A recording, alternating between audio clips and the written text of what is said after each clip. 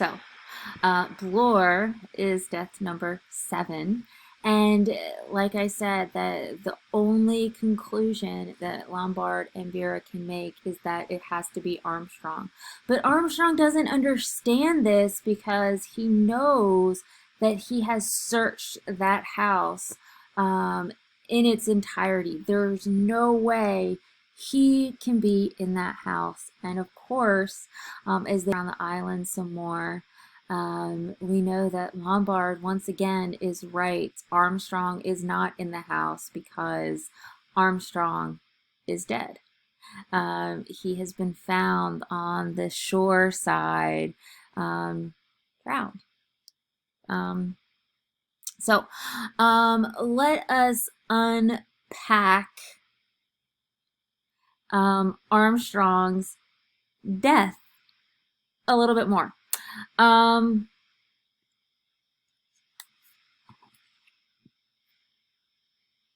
If we look at the lines of the poem, the swallowed by a red herring. And I want to look at what a red herring is. And it's a common trope or a common characteristic in detective novels for there to be some sort of red herring. And a red herring is something or someone that is intended to be misleading or distracting. And Armstrong is kind of that red herring. Think about all of the deaths that he could be responsible for. He is that kind of red herring. He is that misleading kind of character. I mean, think about it. Vera falls for it. She suspects him all along, and in reality, it's not him. But if you look at this concept that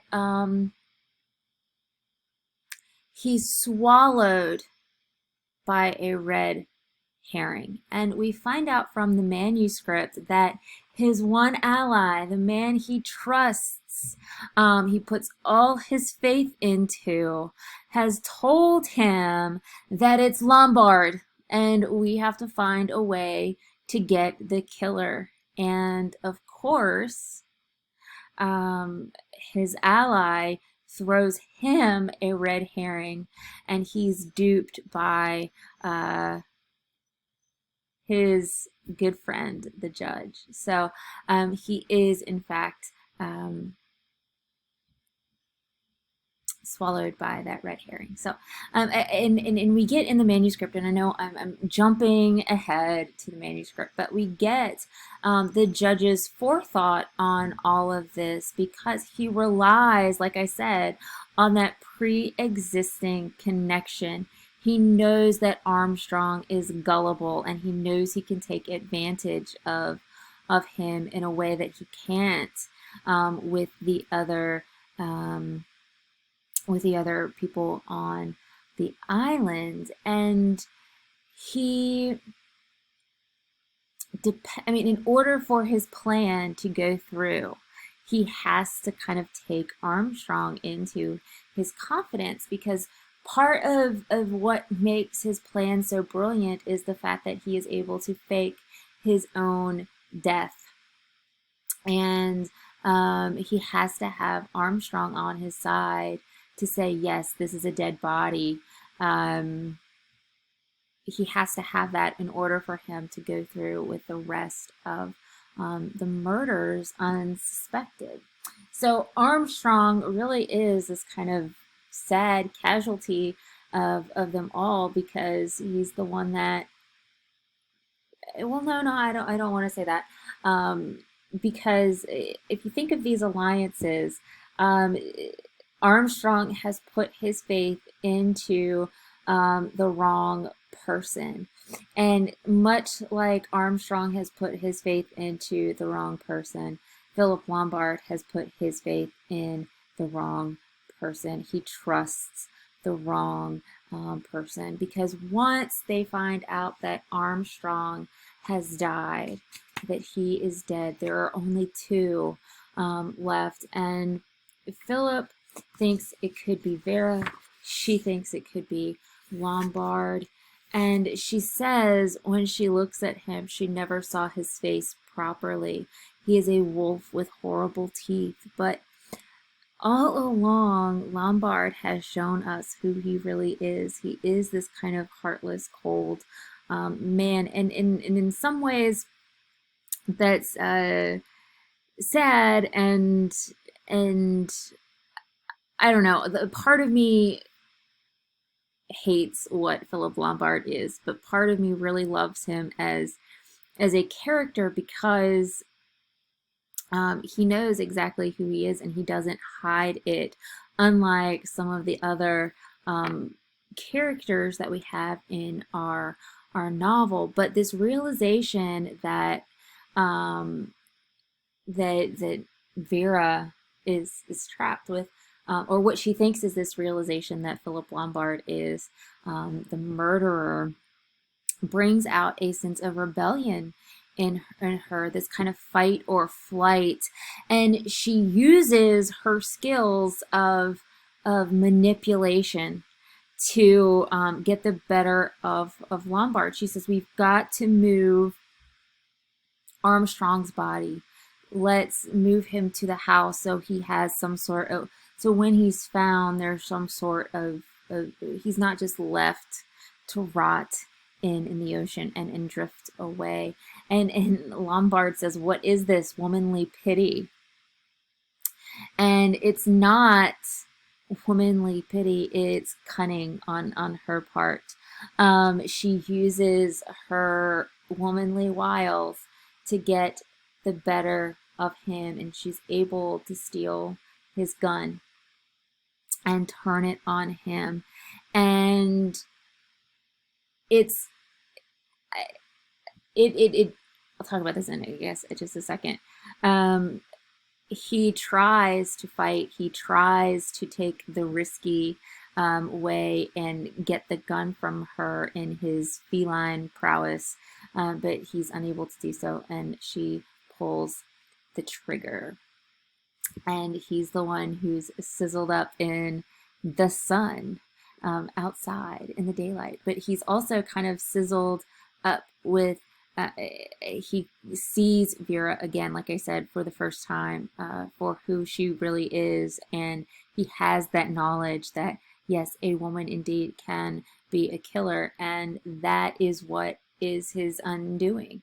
I want to talk about Lombard's death, and I put a picture in there just because I think the guy who plays him in the film is so fantastic and wonderful. It's a great representation of who he is, I think. But I want to look at Lombard's death more clearly, because all along we've been saying that of all the people to survive, it would be him. He does have those instincts, but he puts his faith in the wrong person. And I want to talk about his mistake.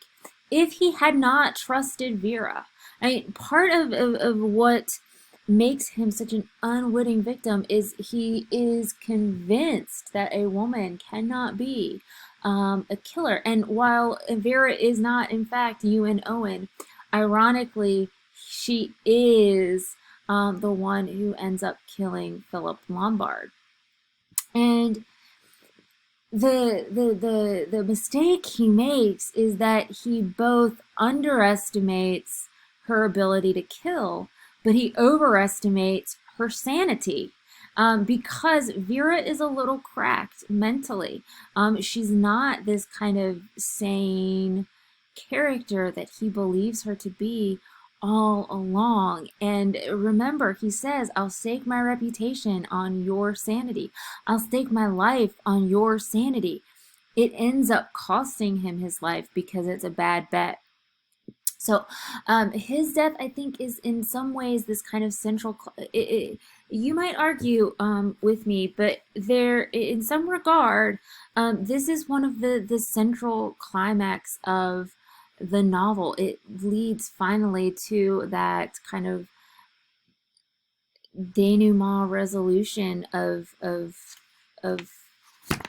things. And I think it's important also to note that his death is different, well, her death is different, his death is different, and not unlike Roger's death, who is the most brutal. Lombard's death is significant in the fact that he's not killed by the murderer. He's killed differently. He's killed by someone he trusted and wanted. And I think that there's some irony in that, because if you look at what Philip Lombard has been accused of, he's accused of killing 21 men, leaving them to die. And those people that he left to die trusted him. And it's kind of a beautiful irony that he is killed by someone that he put his faith into as well. So, moving on, this kind of we have Vera. She is the last woman standing, and I think that this goes back to what, and part of me wishes that like I could read this along with you for the first time with first eyes, um, and be just as surprised again. But all along, if you look at the swan song, Vera has been singled out. She's different from everybody else. So in a lot of ways, she is that kind of ultimate victim. Not victim, but well, yes, she is a victim, but she's that one person that has to be kind of singled out. And it her mental state after killing Philip Lombard, we know that she's this kind of, not only has she killed Cyril, and I mean, she doesn't, physically kill him, she just kind of causes the circumstances of his death, but she has pulled the trigger on Philip Lombard, so she has indirectly caused someone's death. And the fact that she is murdered twice, and both of those murders are for her own self-preservation. Think about it. She thinks that Lombard is the murderer, so she's going to get him before he gets her. And she has Cyril swim out to the rocks and drown because she wants to marry Hugo, and that for that, it is a matter of self-preservation for her. But again, this kind of murder of Philip Lombard is freeing to her, and she thinks that she's safe. But it's also kind of the final nail in her sanity's coffin. She begins to think, look at her actions after she kills Philip Lombard. She walks slowly back to the house. She gathers up all of the soldier figures and she goes upstairs into her room. And who does she think of? She thinks of Hugo. She thinks Hugo is there with her. And then she thinks of Hugo's possible marriage to someone else. And that, I think, is what she just can't handle. Then she's thinks of Cyril, or not necessarily of him as in a sense of guilt, but she remembers his final words to Cyril, and she remembers, or she thinks to herself, how easy murder can be, but afterwards it's different, it's hard, it's a struggle. And I don't think that part of me doesn't think that it's because of the guilt that she feels. I think that what she has the trouble with is this ability to keep that outward appearance, that exterior level-headedness, and she has to kind of keep her true self hidden from the outside world. And I think that that's what she finds hard, and that's what she finds difficult. You may disagree with me, and if you do, I'd love to hear what you have to say about what you think of yours kind of mental state. But ultimately, these thoughts of Hugo, these thoughts of him possibly marrying someone else, drives her to her own death. She hangs herself. And I think that it's interesting to look at Vera's death by her own hands, by her own, uh, and I don't want to say that it's all on her own free will, because I do think that she is driven to that decision. And that whole experience, that whole mental kind of strain that she has been under during those couple of days on the island drives her to that decision. But I do also want to point out that there is some kind of irony here in the fact that she is hanged, because who is associated with hanging the entire novel? He is a hanging judge. And of course, this is kind of his, even though she does it to herself, this is kind of his mark on her death as well. Um, I think that Vera's death is significant in that she is the last one, and there's a reason she is the last one, which we'll talk about in a little bit. It is self-inflicted, but it is something that she has been driven to, and um, I think that Vera's suicide is it sets her apart from the other 9 people, because she does it to herself. And keep in mind, Vera all along has been singled out, and her death is just another way of keeping her singled out. She's been played with. Her sanity, or what little there was, has been broken.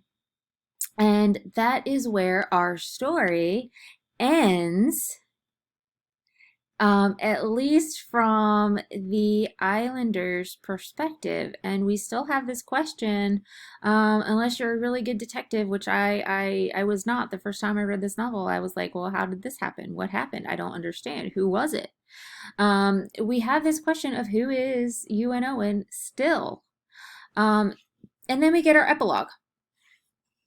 And I love our epilogue. I love what Christie does in this epilogue, because we get it from the police perspective. Frank Narcott comes, finds the bodies, and immediately calls the police, and they have to investigate. And it's kind of like us at the end of this novel. We have to go back through and re-examine the evidence. And during this epilogue, it's kind of Christie laying out for us, okay, here's what you know. Here's what I've told you. And we know that there have been 10 bodies that have been found. Wargrave and Lombard have been shot, and Vera's fingerprints are on the weapon. Emily Brent and Marston have died of cyanide poisoning. Mrs. Rogers had an overdose of chloral. Rogers, Mr., has a split head from an axe. Bloor and MacArthur have essentially had their heads crushed in. Armstrong has drowned, and Vera has hanged herself. And the question is how do 10 people go to an island and all end up dead? Who is responsible? No one knows anything. We get kind of these last accounts that Emily Brent wrote.